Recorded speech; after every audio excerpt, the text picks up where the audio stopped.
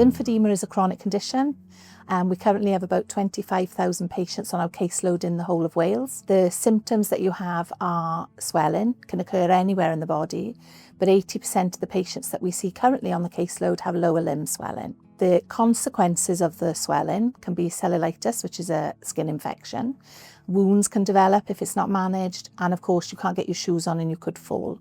But it has a massive impact on patients' quality of life and psychological impact. The title of our project is the On-the-Ground Clinical Lymphedema Education Programme. The programme came from a pilot project. That was back in 2015 in a health board in Wales, and we had a little bit of health technology funding, and we wanted to go out and take education directly to community nurses. We'd created education programmes, but they weren't able to attend. We felt quite strongly that patients were being referred to us quite late on in their journey. They might have had lots of episodes of cellulitis, they'd developed wounds, they'd become housebound, they'd had falls. So we wanted to make sure that the knowledge and the awareness of lymphedema and how to manage it was out in the community. We put it that we wanted to aim to train 500, but we've gone above 2,000 now. And the On-the-Ground Clinical Education Programme did actually improve the patient's journey. By collecting the PROMs, the patient reported outcome measures, we were able to measure that and demonstrate it quite quickly. So we had the patient's impact, their voice, and that is key. If you can demonstrate the value of the patient and how you've improved things for them, then actually you're demonstrating the worth of whatever programme or initiative that you're pushing forward. So that's really, really important. So we collected those consistently right from the beginning, so we could see the impact and the improvement quite soon. One of the outputs from the OGEP programme, what we won the NHS Wales Award for, was a wet leg pathway. So this is to promote prompt compression application, which includes all the evidence, all the research that a nurse would need to ensure that she makes the right decision, an evidence-based decision. This wet leg pathway has been adapted and used throughout the UK, not just Wales.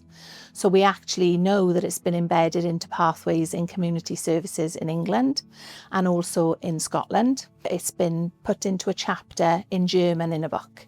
So it's an international impact. So we know that we're reaching and improving the pathways for patients internationally. I think we should all look at changes. We should all look at improving what we're doing. Nothing should stay the same. The NHS has moved forward and we're in a different place now than we were 10, 15 years ago.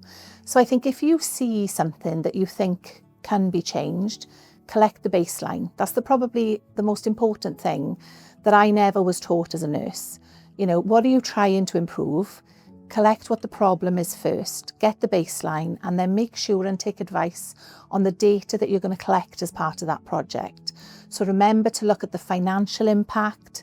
The patient impact is so important. Collecting the patient outcomes is so important, because why are we doing what we're doing? We're doing it to improve the patient's journey. I think it's important though that it can't just be a one-off project. With staff moving, staff changing, community nurses need that consistent investment and education. So it's giving something back to those nurses and making them more proactive and allowing them to deal with those chronic edema, lymphedema legs, and reducing the risk of wounds, managing the wounds, reducing the risk of cellulitis, falls, all those things that those patients end up coming in through secondary care. So investment is key. And I think it's the proactive approach rather than the reactive. NHS Wales, we need to think about what we can do to reduce those complications and then reduce the spend associated with them. My motivation is I am a nurse, I'm a proud nurse. I believe in investment in staff and people, and we're all here to do a good job, but if we don't know, we don't know. By working with those nurses, we increase their confidence and their competence, and then they're able to identify and manage those patients much more effectively.